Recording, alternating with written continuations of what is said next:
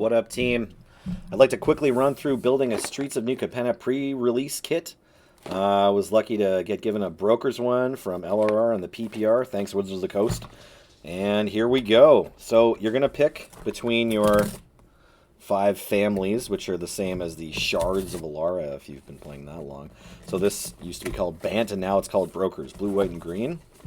Oh, they've got a little... Did you read the fine print? I tried. Ooh, very pretty. Okay, the box is all paper. The outside of the box is not plastic. Love it. And then these are like... These look like these pop out. Some sort of little windows. So maybe you can use these as tokens or something. I don't know. And then there's also these tokens here. So clever. Oh, I love this. The +1/+1 counters are part of the box.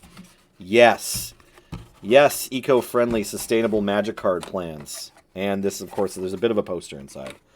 If we peel it all the way open, yeah, you can see like a pretty picture there of, I don't know, maybe it's Sparrow's headquarters, something like that. Okay, let's get that to the side and get into the cards. So we've been given a D20. We've got some tips. We've got a code. Hopefully I didn't dox myself there with the code. I'm going to want that. It's for me. Okay, and then we've got 1 seeded pack. So this is a pack of like just brokers cards and 5 regular draft boosters, as well as a divider. Okay. Really love the packaging. This is the only piece of straight soft plastic, and then the 5 regular draft booster wrappers as per normal. Great job, Watsy. Really appreciate moving towards sustainability. Let's try to protect our environment while we magic cards. Okay, so we got 2 land fixers in our colors. Lots of green and white creatures, Broker's Charm. I got a Rego as well as some other good gold cards. So my rare in my seeded pack is the 3-mana 2/2 legendary that you can cast for just white that makes or draws a card whenever you attack with 1 or more creatures with power 1 or less and has a shield counter. So kind of a fixed Edric, sort of. We also got Depopulate, so 2 rares, I guess, in these. So I've got the Wrath of God as well. There's a treasure token, put that aside. And then I'm going to start just making large piles. So this is my sealed plan. Just going to sort into colors here. When you're doing full-on sealed with 5 color wedges, like with the 3 color wedges, and you need to look at all 5 colors and you're not sure which wedge you're going to be. Typically what we do is like 5 columns of the single color cards, and then you're just going to pick a place to start. Let's say white is the place where the broker's cards go. Then there's going to be another column for these color cards, and then all of the shards will go there as well. All the various family colored cards. And then you'll have your 2 color cards off to the side kind of with your artifacts. Let's get that on camera, sorry. Okay, so that's just from the seeded pack. Now I'm going to sort the rest of these and take a look at what I've got. Sometimes you won't end up in the shard of your seeded pack. Sorry. There we go. Is that all visible? Good. Okay. Ooh, a Shattered Seraph. Alright, so let's say that the next blue-white shards of the Obscura will go there. You know what? These lands should also be going in their appropriate spot. The 2 color ones can stay to the side, because they'll go in 2 different spots. But these tri-land fixers that sacrifice themselves, the bad Evolving Wilds, they're going to go with their friends. Forest Plains Island. Okay, so that was 2 of the same. So we have 2 Brokers hideouts already. That's great. Public Enemy.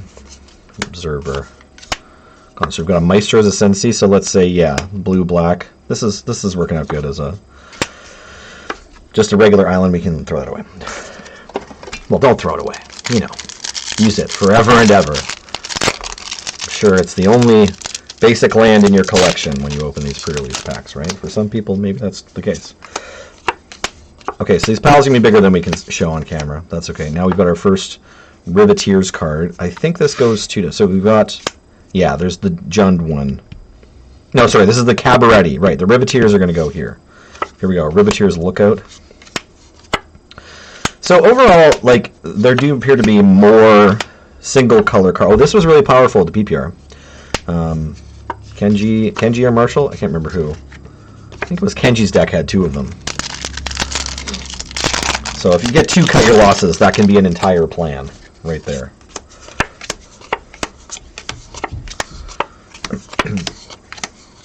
So 2 color over here, 2 color over here.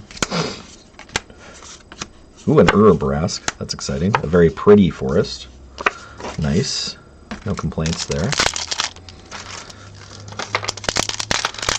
These 3 color, you know, wedge shard, 3 color mana alignment sets do tend to take up a fair bit of space on the table. Very nice Botanical Plaza there. It's a pretty set. A Maestro's Charm. Okay. Another mono red rare. That's cool. By cool, I mean terrible, because we really just want to open, with our seeded pack, we just want to open Broker's cards. Like, that's the easiest way to build the deck, you know. Surprise, surprise.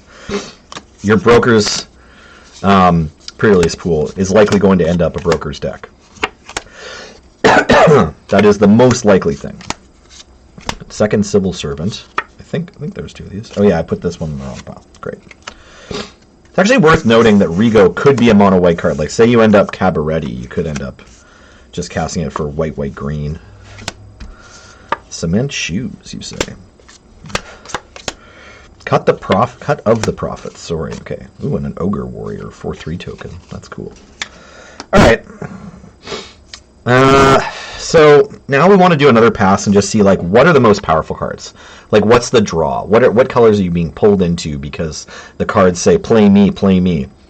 So right off the hop, I remember that Urabrask and that massive mill card were there.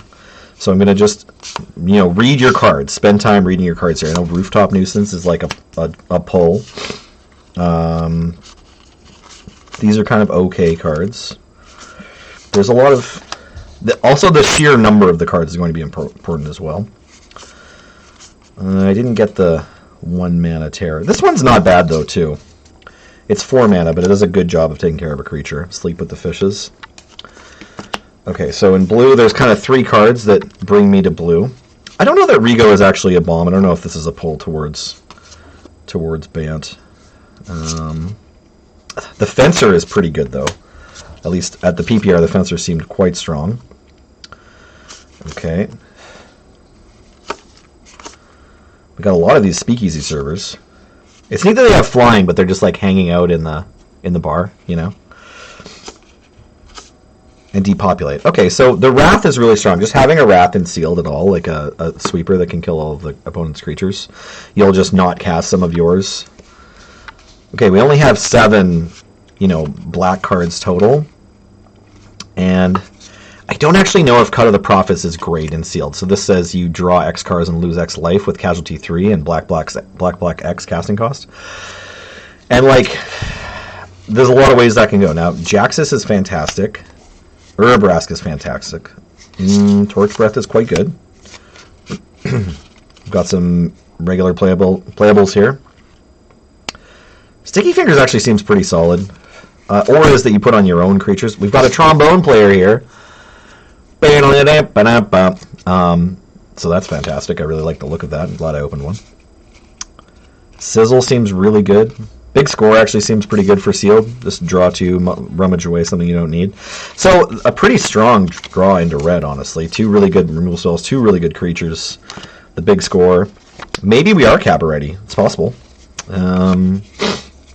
Or can we play Jeskai?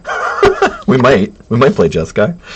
We might. You have always got to be ready to play 5 color in these situations too. Any sealed deck, really, if you've got the mana fixing. Speaking of mana fixing, that's a great one. Okay, so lots of 2-drops actually. So the Jacksaw is good. Okay, our green is like, it's mostly creatures in this really good pump spell. Wow, yeah, it's just a ton of dudes, which is a great way to play sealed. They don't seem like amazing dudes, but there are a lot of dudes, so that's okay. Okay, so looking back, we weren't that excited about the white. It was okay. Looking at the 3-color, like, big commitment cards, Maestro Sensi's good. It'll, like, really win you the long game. So is the Charm. This is just a mana-fixing 5/3. That's only okay. Same with this. This is a 7-mana 4/4 flying that gains you 3 life that fixes your mana. And then the Obscura Charm and the Larcenist. Well, this is a 2/1 flying that makes them discard. Are we live? My computer went to sleep for a second there. That's weird. And then the Obscura Charm, yeah, it's fairly powerful. Destroy target creature with mana value 3 or less is going to be the most normal mode for that, but it also counters an instant or sorcery, so powerful, flexible card. I don't think this is enough. None of this I don't think is enough of a pull to black if I'm not already in black, or I feel like the fixing is free. So we're going to look at these 2 color cards in a second to figure that out.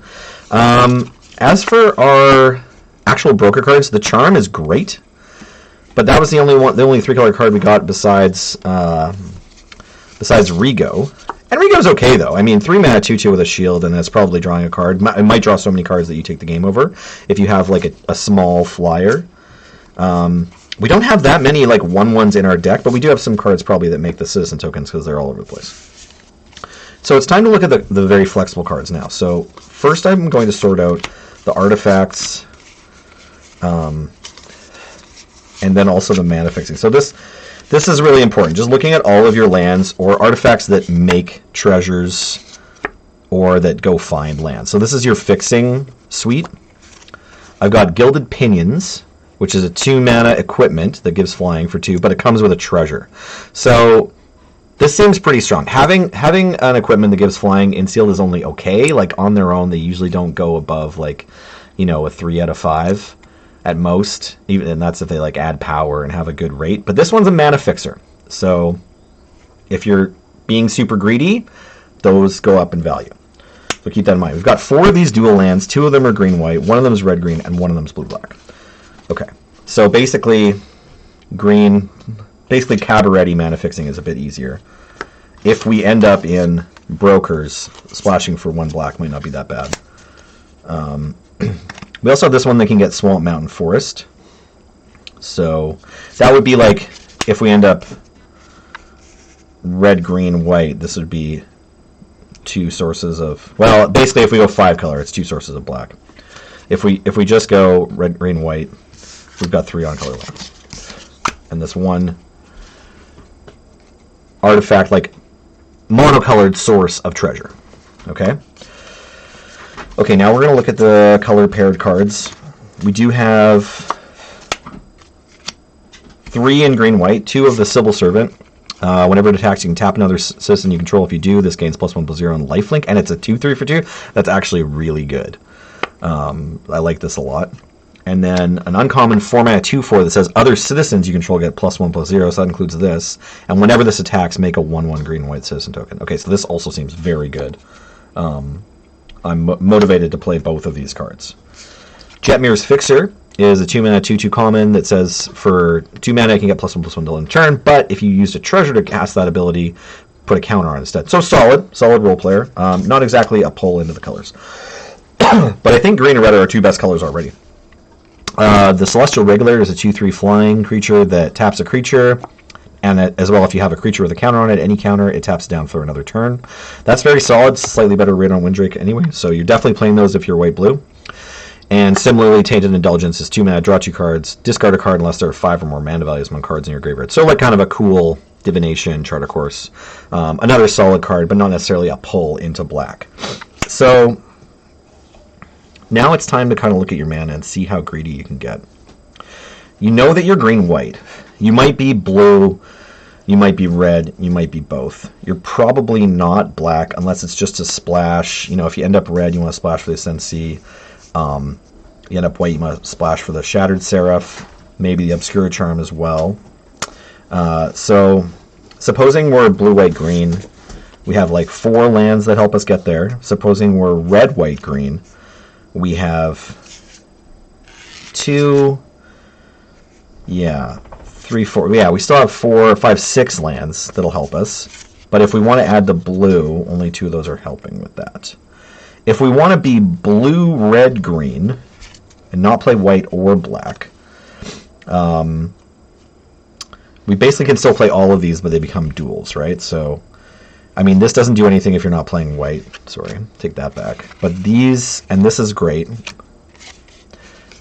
these still find an island or a forest, and these find a mountain or a forest. So still not bad. These are still kind of like dual lands. Like they're sort of like basic fetches, like an arid mesa or something.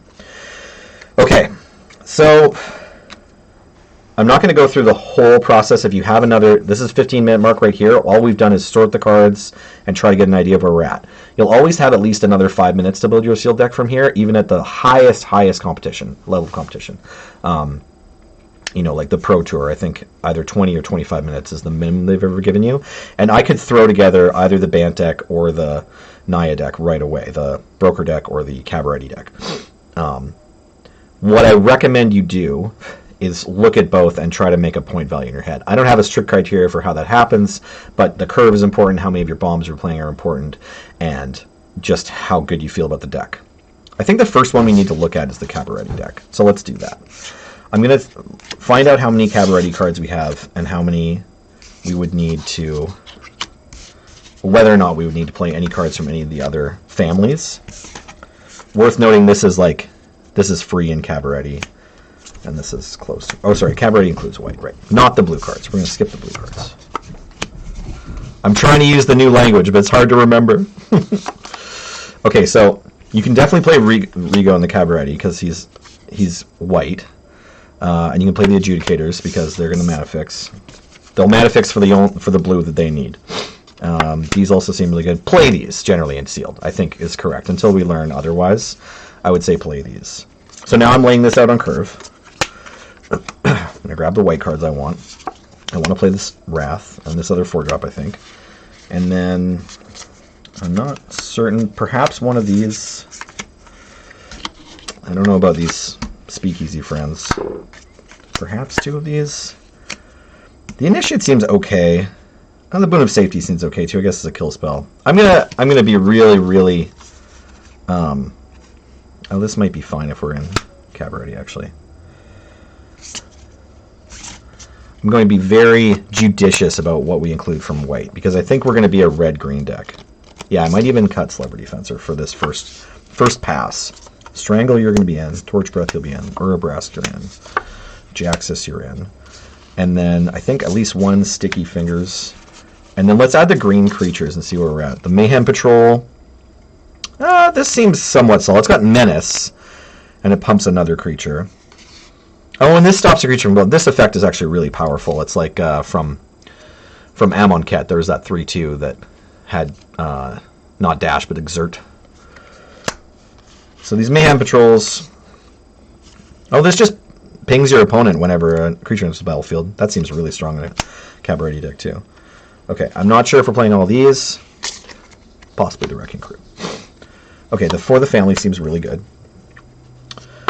Glittermonger's a maybe. This is a lured creature that has Blitz. Mana Dork. This can gain double strike, but for 3 mana. And yeah, this is this bear that gets bigger every time you make a creature, so that's going to attack for 3 a lot. Just a ton of 2-drops in green in this pool, so that was fantastic. Giant Spiders I love. The 3rd Civic Gardener? How many Gardeners is too many? The Voice of Vermin attacks target creature you control as base power and toughness 4/4 until end of turn. Yeah, that seems solid. We have a lot of 4-drops already. Okay, what are we looking at here? Say we cut this Observer. This is a pretty aggressive deck. 1, 2, 3, 4, 5, 6, 7, 8. So already this is 25. I don't know if we need all of these Gardeners. We do go up to 5 though, and we have 4s we can play. We're excited to play. So maybe I'll keep in 1 Gardener and cut, like... I kind of just want to cut this Depopulate. Now we're just splashing white for really good cards. And we're very aggressive. Yeah. So this is what I would jam for round 1 of the pre-release. I would just go in with this, and it's possible I would even... Yeah. These 2 are definitely worth splashing. And the Roastmaster's a win condition. But I think instead of Sticky Fingers, I would just play another Gardener. Because we have like a really solid red-green deck, and we're just going to splash white for good cards. And this way we know we always have a plan of playing a 2-drop green creature. Okay, so finding a forest or a plains, very real. Finding a mountain or a forest, very good, very good, very good. We're going to play 6 of these lands. I don't think any of these artifacts are making the cut. I could be wrong. To determine how many pips you want, let's say, sorry, determine how many basics you want. Now resort the deck into color identity. Okay, so I've got all my red cards here. Got all my green cards here. I want to call these my white cards, although they are all green as well. And I'll put this in between the two of these. And I'm just going to ignore Jetmir's Fixer for the purpose of counting. I think I also just want to ignore these because they're going to come down in mana fix. So it's really hard to evaluate how much you need to put in a basic land or a mana source to cast these spells. Like, you probably don't need to worry about it very much. Okay. So Rigo counts as like double white. We're always going to have a green. We're not going to play an island though. So we should just cut Rigo. We'll just play like a Wrecking Crew instead. Yeah. Or the Glittermonger. Yeah, let's just play this Wrecking Crew. This card seems really good. Okay, now we're going to count our white sources. It's 3. Sorry, we need 3 ways to make white. We have 9 regular green cards. We have 8 regular red cards. So your goal is to make your red and green mana in your deck, like your lands, approximately equal. Right now you already have 3 green producing lands and 1 red producing land. And then you've got these 3 fetches. All of them can get a forest. One of them can get a mountain. Because you cut Rigo, you only need 1 plains in your deck. So you're going to add 1 plains.